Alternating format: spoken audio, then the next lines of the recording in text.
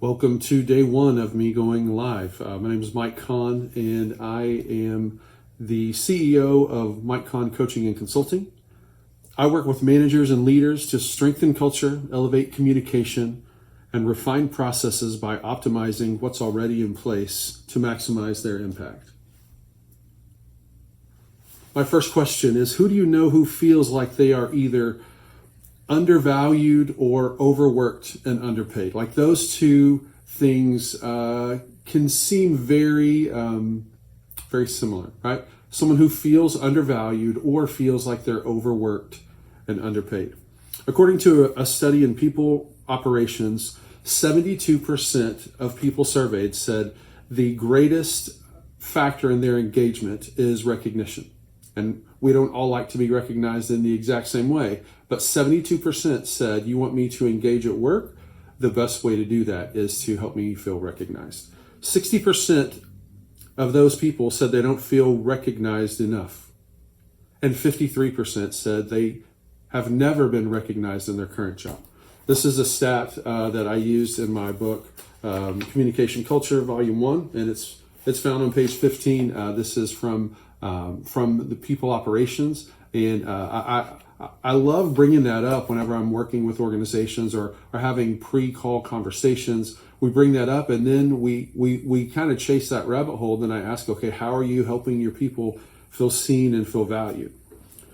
Chapter 8 from my book, Communication Culture, Volume 1, is what gets rewarded gets repeated. It's leadership 101, and it's not tricky. It's something that we know what we're rewarding because people continue to repeat that behavior. They repeat that process.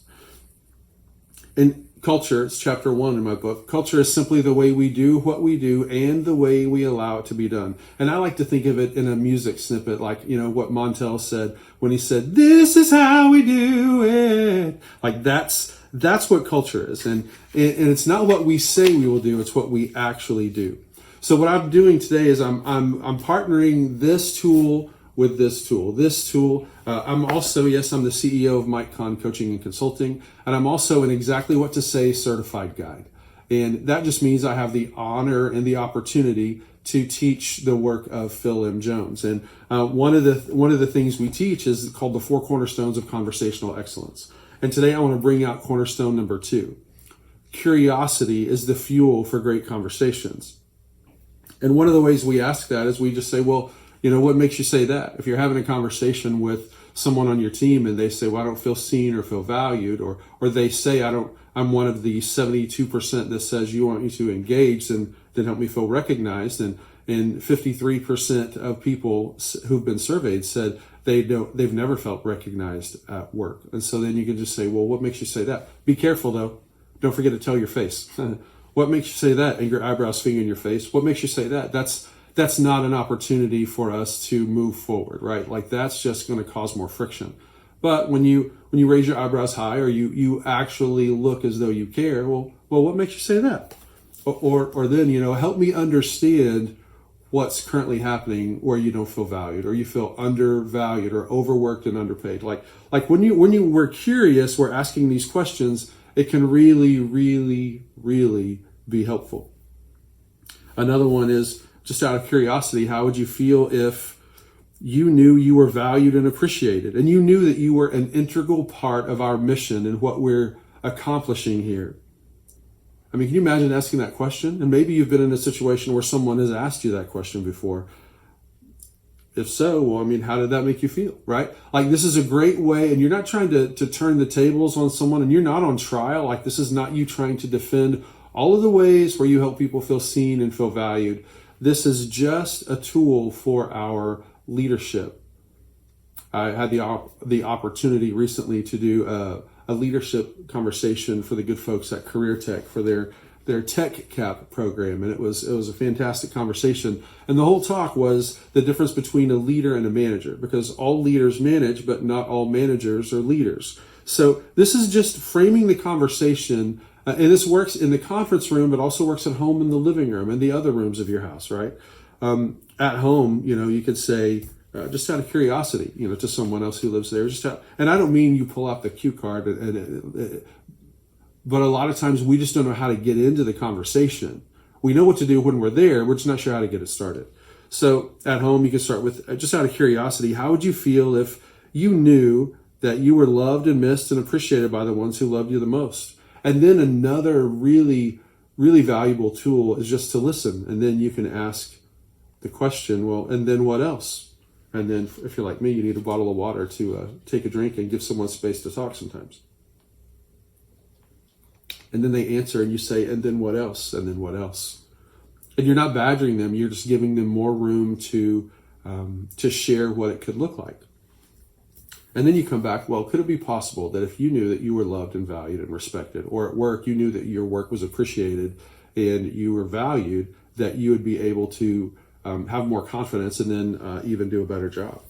Well, let me ask you this. How would you feel if you knew that you had the confidence of the leadership in your team or in your organization, and you knew that you were asked to do something on purpose for a specific purpose because of who you are and what we believed you could do?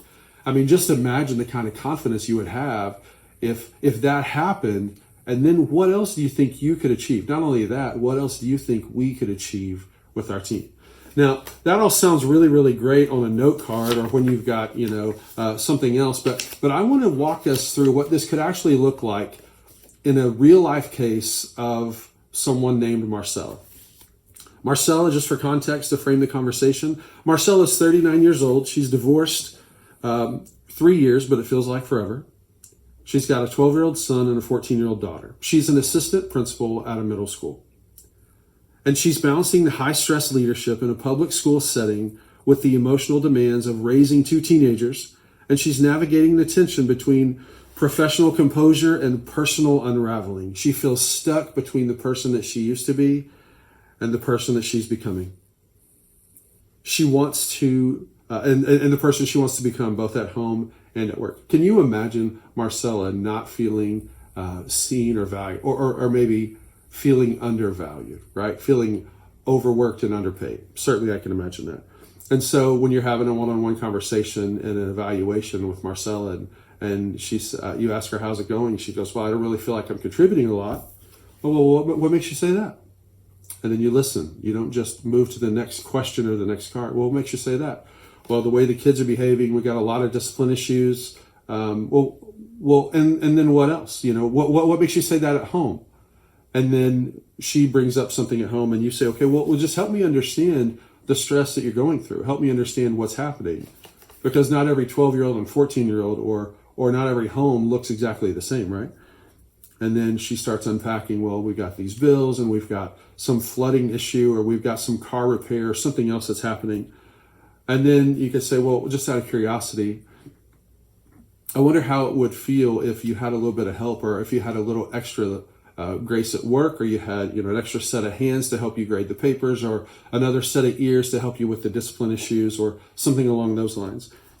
Could it be possible that if you had a little bit of extra support, maybe help's a better word than support, if you had a little bit extra support, that you would feel more comfortable and you would feel more valued, less undervalued, and then you would be able to accomplish the goal a little bit more, right? Let me ask you this, Marcella. How would you feel if things at home started turning up in a big way? Like it's not a massive unplug and reset. It's just a turn the dial up a little bit, right? Like how would you feel if your conversations at home were better and your 12-year-old son, instead of giving one-word answers, was giving you lots and lots of information? Or your 14-year-old daughter, instead of being however 14-year-old daughters are, were a little bit more understanding and gracious about all the stress that you're going through. I mean, just imagine what it could look like at work and at home if you have this conversation and if you're able to move forward in that way. Now, listen, in my last 45 seconds with you here today, the whole idea of this is to invest 10 minutes, intentional minutes, in something that matters to you a lot. And how I do that is with Exactly What to Say information. You can find out more at exactlywhattosay.com. Another way I do that certainly is with my book, Communication Culture. And I would love for you to go over to communicationculturebook.com. Lots of different ways for us to do that. And I would love to hear from you. One, if you're here live or if you're watching on replay, if you've got a question or a comment or an example, an experience of a story where someone at work or at home helped you feel seen and feel valued. And then how did that make you feel? And then what what's something else that you can share that happened in your particular circumstance? That's our 10 minutes for day one. Have a great day.